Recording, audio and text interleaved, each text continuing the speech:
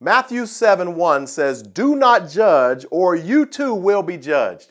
But does this mean that we are prohibited from judging anyone at any time for anything? That's what we're going to talk about today on The Beat.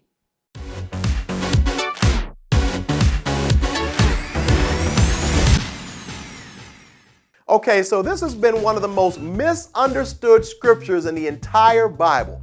Either people will use it to cover up their own immoral lifestyle, talking about, you can't judge me, the Bible says you can't judge, or they will use it to suggest that we as Christians don't have the right to pass judgment on other people's opinions, other people's views, other people's behaviors, their actions, because after all, we live in a tolerant society.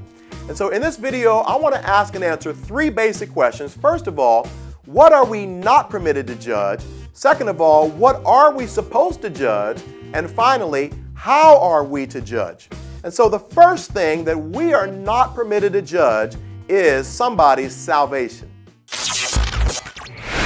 Okay, so in Matthew chapter 13, Jesus is telling the parable about the wheat and the weeds, and both of them are growing up in the field together, and some of the servants say to their master, "Hey master, do you want us to go out into the field and remove some of the weeds?" And the master says, no, don't do that, because if you remove some of the weeds, you may accidentally remove some of the wheat, because right now they look the same. So basically what Jesus is trying to say here is that there are some days, weeks, months where some Christians look a little bit more like non-Christians.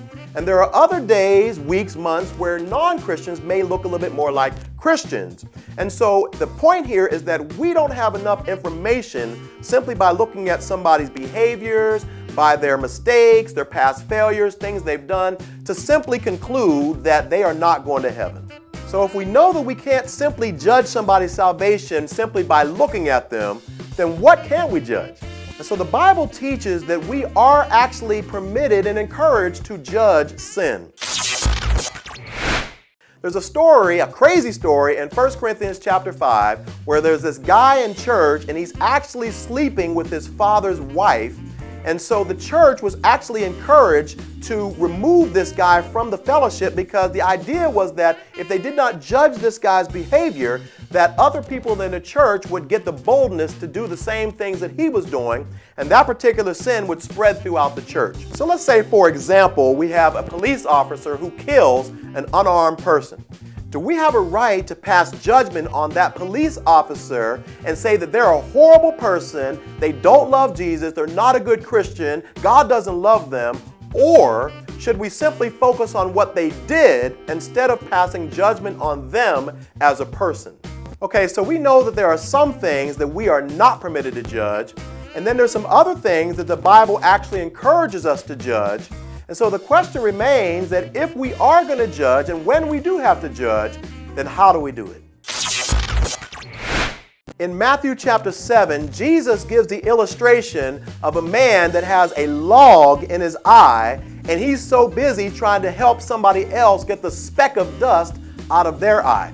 And the idea behind it is Jesus is basically saying, it's absurd to me that you would be able to see past this log that's in your very own eye, and you're focused on getting the speck of dust out of somebody else's eye. Before we judge somebody else, he's not saying that we shouldn't judge, but he's saying that we should not judge hypocritically. We may be guilty of committing the same sin that we're quick to judge somebody else about. And in most cases, we will see that we are in need of grace and mercy and forgiveness just as much as the other person that we are tempted to judge.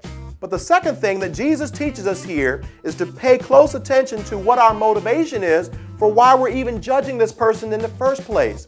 Notice he says, I want you to be able to see clearly enough so that you can help them get the speck of dust out of their own eye. Implication is that if you've been able to get the log out of your own eye, you are now able to help them get the speck of dust out of their eye. If you have any comments or questions or suggestions, please leave them in the comment section below.